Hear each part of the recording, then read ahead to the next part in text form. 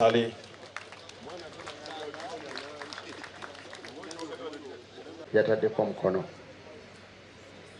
Mutenda family HI Kolo Hill Estate Lower Gate. Banange nga kitalo nnyo tekijja koma mwina kwogera kitalo abakulu mwenna abali wano tubassaamu ekitiibwa era mwebala okujja okutuwagira nga bannakatemba ng'abayimbi ng'abafirimu ng'aba buli kimu mwebale nnyo mwebalire ddala. Tuzze wano nga twambadde enkuufiira nnyingi, tuli bayimbi, tuli bazannyi ba mizannyo, tukola buli kimu nga bwe mutulaba wano.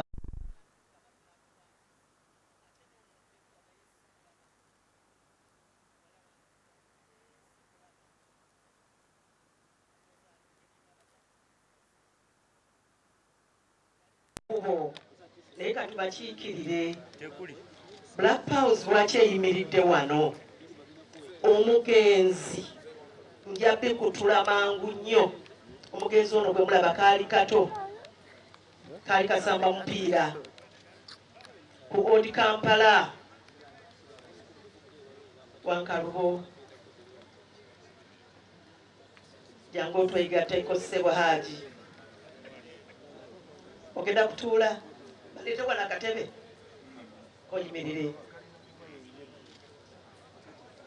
Old Kampala nga bwenkomye omugavendugwa omugenzi omugavendugwa ye yavumbula ekitone ky'omwana mulenzi ono agenze. Ye mumukubireko mu bugalo. Omugavendugwa nali mu Amerika n'ankubira n'aŋŋamba nti buntamye omuzannyi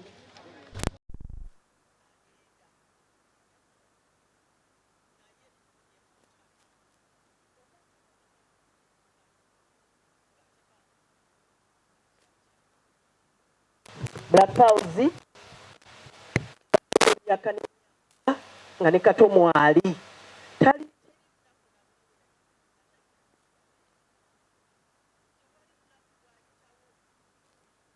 ku Black Pause kubanga ye yamufuula kikyali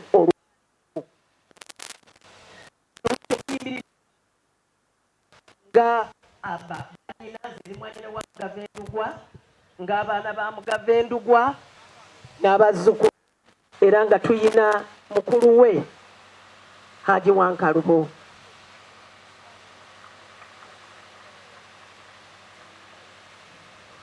Omuzannyo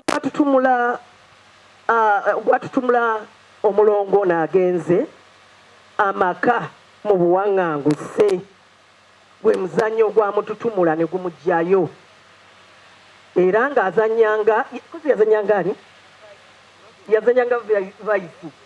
yazannyanga vayisi n'olwekyo bonna bonna abaagenda mu mizannyo egyo baamulaba. Divided family Chansala era yaddamu olugendo lwa wasajja yaddamu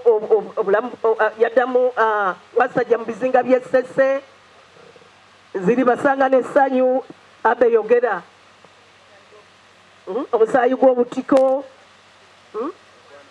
emikwano nsi emizannyo mingi gye yazannyira mu Black Pause. Black Pause efiiriddwa omuntu ow'amaanyi n'abalala bafiiriddwa kuba yagenda mu bibiina n'ateekawo n'ekikye naye tufiiriddwa. Bw'obanga oyagala okumanya mu butwe bwe kuba nze nalaba omugenzi ono ng'alina emyaka 18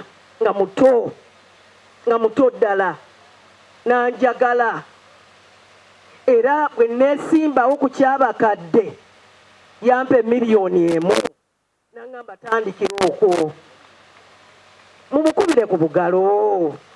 $1,000,000 teweeka bannange. N'olwekyo bannange obadde ogambye ki?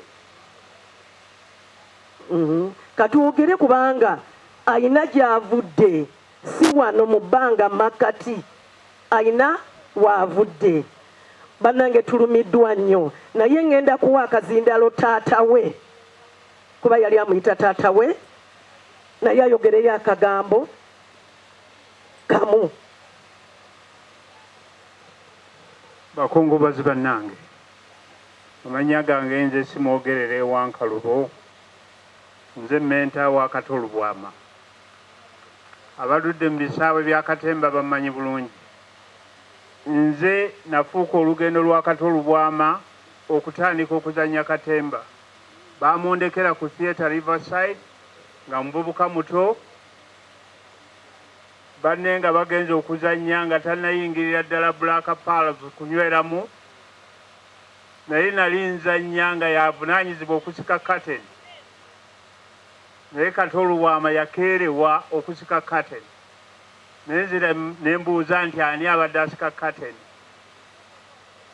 Nga ffe bwe mutumanye emmanju eyo tuba bakambwe ne mukuba oluyi. Kato yaŋŋamba kimu nti ssebo weebale, naye nange okuva olwaleero sikyaddayo kusika curtain, ngenze kuyimirira ku stage kuzannya okutuusa lwafudde. Kato Lubwama ye musajja omu ku bampeesezza ekitiibwa bwe nasobola okubeera nga tenatandikawo abantu abatali basomesa, abatali ba health workers ogende Makerere okusoma. Kato yali omu kwabo abaagenda Makerere n'akola ekigezo kye mu Luganda. Kato n'ayita n'avaamu kyabadde, kubanga Kato Lubwama abadde byonna. Abadde muyimbi, mutendesi, muwandiisi, muzannyi, buyiiya mu buli ngeri yonna, ate nga mwagazi w'abantu buli kiseera, asalaamu ekitiibwa atiwe era akubiriza abalala okubeera nga bamunywererako. Kato afiiridde ku mazima ga art. Mumwagale nnyo. Nsaba audience eno ekuŋŋaanye nga mmaliriza, kuba sirina bingi byakwogera, naye mbasabe muyimirireko munkubire Kato mu ngalo ez'omwanguka tumusiibule. Kato wummula mirembe. Mwebale nnyo. Mwaka guno Kato yaŋŋamba nti ayagala mutwale mu Amerika, kuba yasiba emigugu okuva nga emyaka 18. Naŋŋamba naye gwe wakula otya? Nasiba emigugu n'enkulinda. Ne mugamba mu August tugenda. Naye August tamutuusizza, naye agendedde mu mwezi gwe gumu ogw'Omugavendugwa. Bannange, kino kyannewuunyisizza. Omugavendugwa abadde musajja w'amaanyi gy'ali, naye bagenze kusisinkana bombiriri. Kakati bannange, sisobola kuwa kazindalo ng'omwami ono tannayogera. Ebyange bigenda kuba wano. Ono Abe Mukiibi n'Omugavendugwa Mukama muze emirembe, baganda bange. Nze okugenda mu Black Pearls nali noonya side income nga mmaze okusomesa nga ndi military police. Okusanga Kato. Naye kyensinga okwebaza Kato, ne bwe twali mu parliament nga bamuwaabira nti tasomye, bwe yagenda mu kooti yagenda ne bannakatemba n'akubira engoma ku kooti. Oyo omusajja w'amaanyi ya promotinga art. Ekisembayo, Kato Lubwama, mwe abazze okuziika mwenna, bwe tukola omuzannyo omupya, nange mwe naabeera Abe Mukiibi ananzikiza simanyi, muddemu mukomewo mu theatre tulabe emizannyo. Mukomewo mulabe emizannyo. Bino bisikiti bye mulaba ebya TikTok twabizannyako ku stage bu street acting obwo nga kate ne libazitereza emabega byaliwo wano. Naye ono omusajja mwe abafuze emyaka 4 yakita buli kimu. Naye mwerwaneko tuddeyo ku stage mulabe emizannyo weekend mugyeyagaliremu. Esente z'ofisaamu kabbiya labako omuzannyo ku gundi ku theatre yaffe Bativale awala wonna Senkubuge wali mugendeewo mulabe emizannyo gyejuketinga abantu mujja kuba mukomezaawo Katonga azuukidde bulungi. mwebale nnyo onoosanyukirawa ku wiikendi Riverside Theatre mukomyewo emizannyo gya Yutiga mugireete fast oveeyo tukube ekintu Kato wumula mirembe nebaza ba MPs okwagala Kato nga bwe twamwagala ate ne mujja mu bungi n'aba DP mwebale nnyo bannange nga bannange bonna boogedde buli omu ajjukire gye yava buli omu ajjukire gye yava kaakati bannange aba Black Pals twesonze ne tuvaamu $2,700,000 ng'esente ezo zigenda wa namwandu asobole okuba nga alabirira abaana abamu abasigaddewo bannange mwebale nnyo mwebalire ddala naye nga kyetwagala mujjukire Black Pals bwe mugiwulira nti eri mu theatre mujje mulabe emizannyo mwebale nnyo mwebalire ddala Diamonds Ensemble kye kibiina Kato Lubwama kye yatandika era kyakulira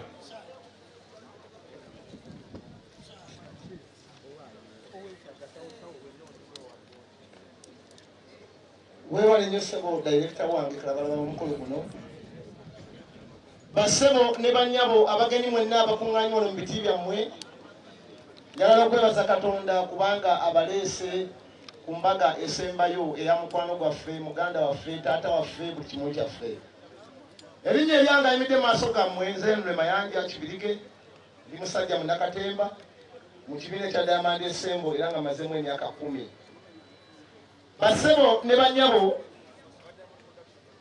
omulongo Kato Lubwama nga sinnayogera ku birala ebya Diamond Ensemble nsooka okumwebaza wagalamidde awo olw'okunzuula kubanga nze unave Makerere ku School of Performing Arts nanfuna naye abantu bantandikirako mangu nnyo nga bagamba njogeza bukambwe ndi mukambwe naye baganze ndi mumbowa Ssaabasajja Kabaka ne mbaga obukambwe bwange mbuleke natondebwa ntyo naye namukuba akamba ne mugamba owaayi obukambwe bwange bunansobozesa okuzannya nagamba kati gomanje gyewo obusiru ekyo kyowobeera omukambwe walira ddala era okuva olwasebo ne bannyabo ebyo byabadampa kubanga bwe butonde bwange sisobola kwogera mpola basale bannyabo nja kusooka okubasaba muguleko naye Kato Lubwama mu ngalo agalabidde awo muguleko mu ngalo basebo ne bannyabo olw'okubanga nti yatuzuula n'azuula ekibiina Diamond Ensemble n'akola ebintu bingi nnyo naye afudde alina ennyiike ku mutima gye njagala mbagambe kubanga okwatula kwe naffe awamu yatuyigiriza okwatula abadde yanyiigira abawagizi olw'okuterekanga emizannyo n'asangamu abantu babiri nga bebaza okumulaba n'aganda basiru tukola ebintu ebirungi nga bino ne batajja kutulaba basawo ne bajja mulina abali wano njagala okubasaba wetuba nga tuzeeyo mu theatre nga tuzeeyo okuzannya nga mwagala naye Kato Lubwama okulaba nga mwagadde weemuti nga tazikirira alese atendese omwana mutabani we omukulu Conrad Lubwama Saabwe era abadde yamuteekako nga tukola naye emabegako awo wiiki nga 2 nga tannafa twali tukola project eri Paramagic kyava nkuba akamba ng'alina mutabani we n'agamba omulengera n'agamba mpulira amaanyi kubanga ebintu abiyiza okubikola naye n'agamba lwakuba olumu yeekyanga n'ateekamu obukambwe ne mugaa nti muleke yeekyange nga musanyufu nnyo kubanga omwana kamera azireeta alagira ekyokukola atuyita bagamba yeekyafudde musanyufu alabe ng'alese omusika sebo Conrad twagala okutegeeza tife tuli wano tetugenda kulyamu honorable tukulembere sebo tutwale Diamond Ensemble mu maaso tuzanye emizannyo egiri ku tivi tugitwale mu maaso n'omuzannyo gwalese yawandiise ogwa Uganda 60 ceasefire bannayuganda bonna ceasefire ebadde okutaganya sebo ne bannyabo naye Katonda amuyise kubanga yali aŋŋambye nti njagala nkuba eserene eyo ndeke nga buli muntu yenna anyeenya mutwe basebo ne bannyabo wetulajja gye muli ba MP abaka mwenna abali wano bannayuganda mwenna emmeeza muzigule tikati muzigule tubulweko tutuuza abantu kubanga betuzanya binyuma ate tubimanyi njagala okwategeeza amemba ya Diamond Ensemble abali wano basebo ne bannyabo kinaava eri famire ya Honorable Kato Lubwama gyalese kubanga yeetegerera okugamba nti bannange ono ye mukulembeze noono naye mbasaba temugwamu maanyi temutulyamu lukwe bwe twaleta okukola ebintu mujje tubikole tusigale nga tubikola kubanga omusajja yazuula ffe abawejjere abatantumuddeko na mu kamera naye gye yatujja n'aluteekawo nagahingirawo bakuteeke mu kamera buli omu n'akulaba si kintu kyakusaaga basibe banyabo saala mulye mu lukwe bwe tubayita obanga batuyise mujje tukole sinze mwogezi w'olunaku asinga basaba ne banyabo olabo Kato Lubwama wumula mirembe gyeno olwani olulwana olulungi tujja kujjukiranga naye bannyo mwebagye ddala nsaba abadde amanze Ensemble mugende mutegeke ekimuli ku mukama wammwe n'aba Black Pearls mukomewo mutegeke ekimuli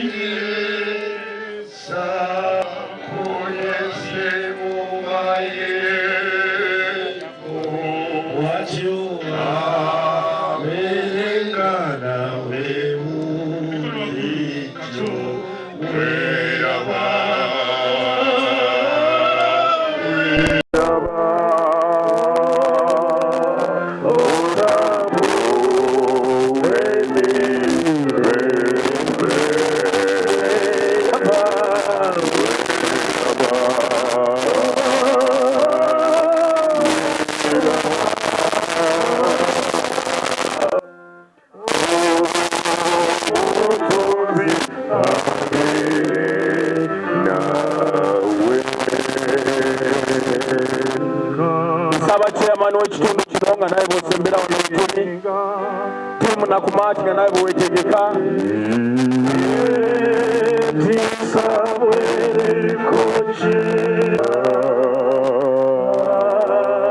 kwetoloze ekiza ondaleboa kukumokutu